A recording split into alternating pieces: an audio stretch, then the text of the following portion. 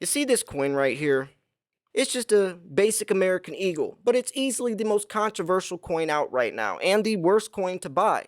And that's because the crazy high premiums. These coins used to be $2, $3 over spot, just a normal standard bullion coin. But something happened. In 2020, the US Mint ran out of silver eagles, and the first hint of a silver shortage or scarcity was real. They came out and admitted it, announced it. They said, yes, they're having an extremely hard time finding silver blanks. They don't know what to do. They had to make an emergency 1 million mintage supply from the San Francisco Mint at the end of the year. And in 2021, another article came out from the US Mint announcing that there is a silver shortage and even clarified that they are having a hard time finding silver blanks. It's not a conspiracy anymore. It's not a myth. Well, the US Mint, the Royal Mint, and the Perth Mint all came out and admitted this. In 2022, now the US Mint is going up against Congress because they are non compliant with the demand, and this is getting more serious than ever. But the end result is American Eagles having the highest premiums out of any standard bullion coin when there's nothing special about them.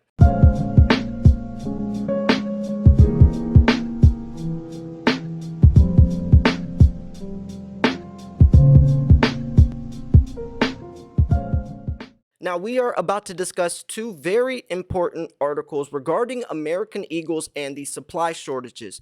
The first article we're going to be going over is why they announced the pause in production of the new Morgan and silver piece dollars. The second one is just talking about the silver shortages explained and this whole thing with the lack of silver blanks to make these coins. Both are very informative and explain the situation as good as I could find to my understanding. So, before we jump into that, though, I do want to make sure you are subscribed because I post daily videos every single day. I'm going to give you the newest, latest, freshest, most up to date, recent information in the world of silver. You got to be staying up to date, especially in today's day and age. You have to, and I got y'all. But if you did want to still get your hands on a new 2022 Eagle, go to bullionmax.com/silverslayer. It's going to take you to this landing page where they're offering a silver starter kit, 5 ounces. You're getting 5 ounces of silver at below employee pricing. It's going to come with a Type 2 Eagle, a 2022 Kangaroo,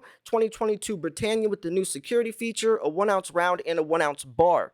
This is only one per household, obviously, since it's at such a discounted price, so take advantage of it, and it's only a limited time only.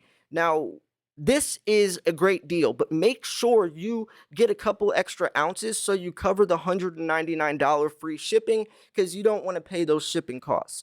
Anytime you buy online, make sure you at least cover the free shipping threshold. So, anyways, let's look at this. The US Mint announces a pause in production and sales of Morgan and silver piece dollars for 2022. Now, let's see their reasoning. The US Mint announced today, which this was March 14th, so just about a month ago, they announced that it will forego the production of sales of Morgan and silver piece dollars in 2022. This calculated pause is directly related to the situation globally upon the availability of silver blanks from the mint suppliers. The suspension will give the mint time to evaluate the best way to allocate their limited supply of silver to ensure the best customer experience we can. Also stating that we will be required to make business decisions like this until the supply chain recovers for silver, which is caused by this global situation. Now, that's obviously because since most of this silver is produced in Peru and Mexico and Chile, Australia, China, all those places, the global situation has a lot of boundaries and borders cut off. So that's going to make things a lot harder. Plus, you have not only that, limited workers, plus silver's a byproduct. And we're going to go in this next article a little bit deeper into this whole situation because it's much more than just supply disruptions. Let's jump into this. Last week's column about the U.S. Mint's difficulty in sourcing sufficient physical silver to meet public demand for 2022 dated the Morgan and silver piece dollars, which drew a large number of great comments and questions. Now, we all thought that it was mainly just due to, I can't say the word, but you know what I'm talking about. It ends in 19.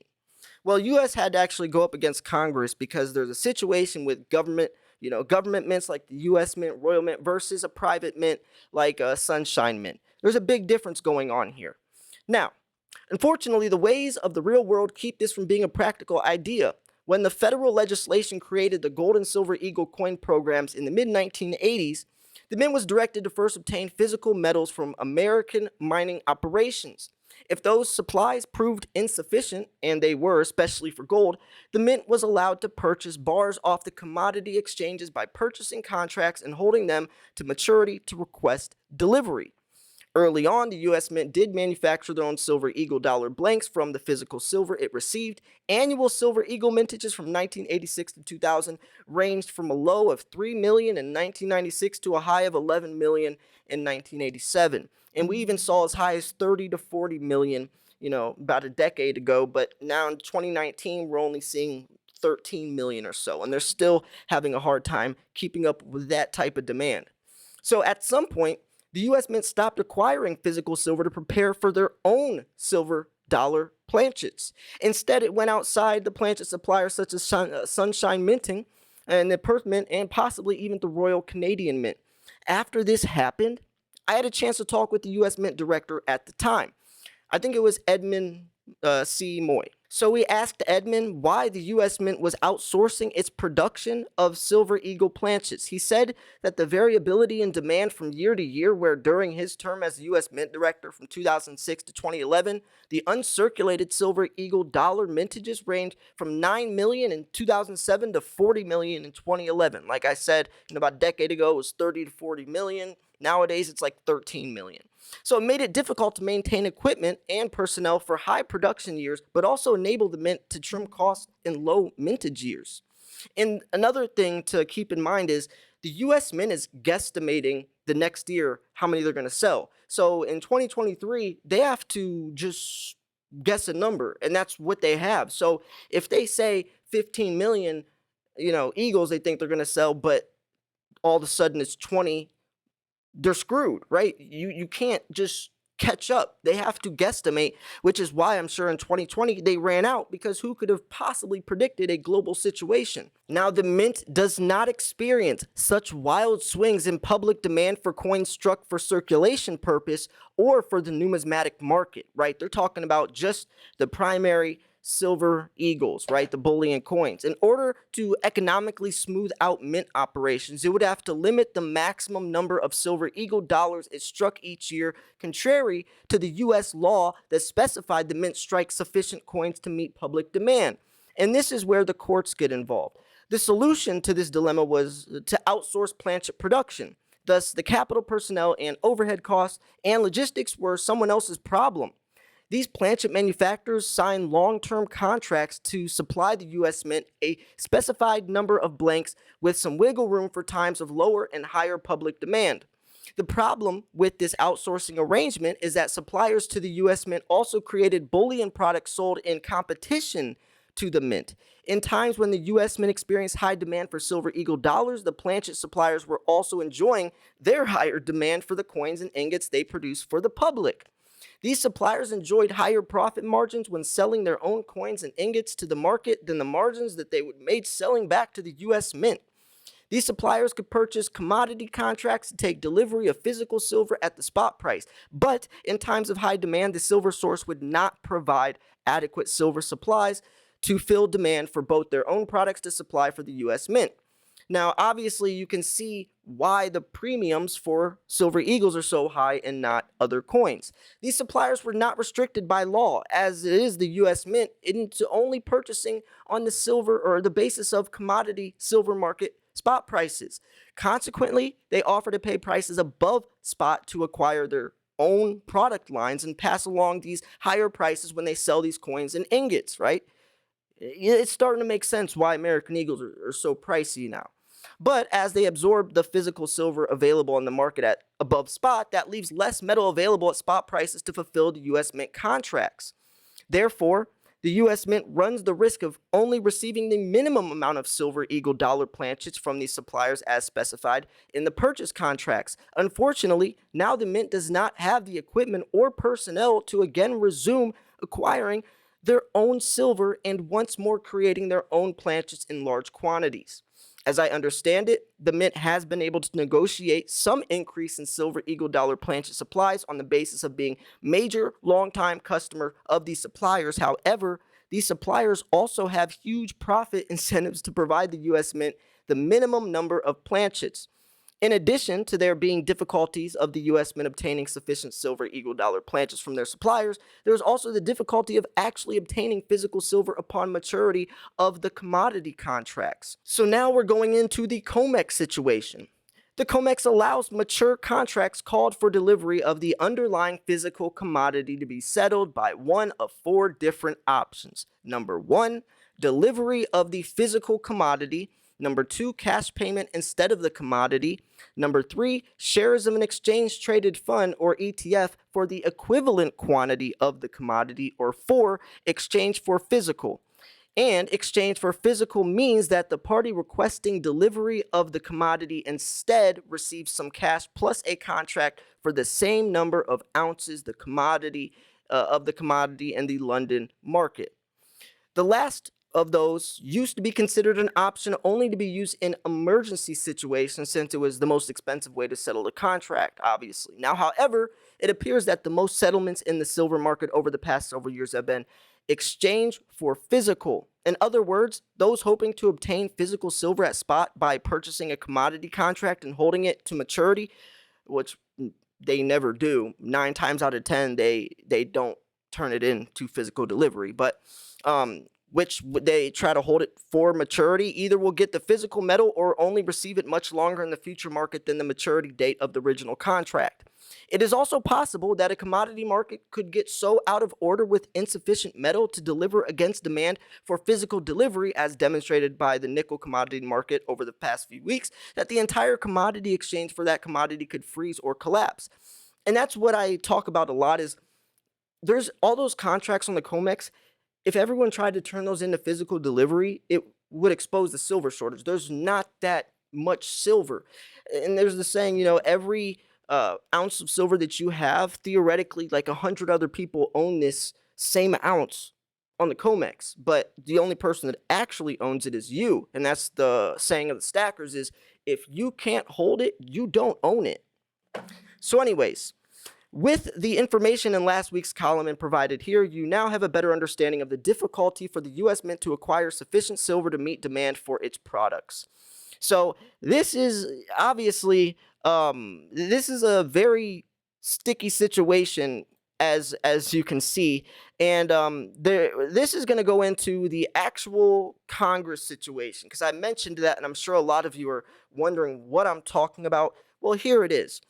This article talks about the Congress or the U.S. Mint being non-compliant with this whole situation and why it's so messy with the law now. So this is obviously coming from when they announced they would not strike the 2022 Morgan or silver piece dollars. So this month, wholesale and retail prices of bullion issue U.S. silver eagle dollars have also increased relative to the commodity market silver spot prices, meaning premiums are going up. Now do you get why American Eagle premiums are so high, right? Now, it's not from Wall Street Silver. It's not from the Silver Raid. So as he discussed on March 18th, 2021 column, the U.S. Mint has greater difficulty procuring sufficient silver supplies to meet public demand because it is constrained in how much it can pay for the physical silver. And that's why they're going to Congress. To require silver to strike eagles, 31 U.S. Code 5112F1 requires that the Secretary shall sell coins minted under subsection E, silver eagles, to the public at a price equal to the market value of bullion at the time of the sale, plus costs of minting, marketing, and distributing such coins, including labor, materials, dyes, use of machinery, and promotional and overhead expenses.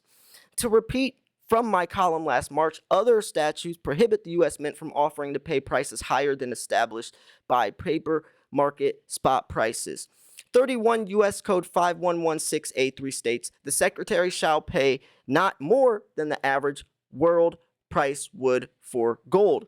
31 U.S. Code 511B6B2 states that in part, Secretary shall not pay more than the average more than the average world price for silver under any circumstances.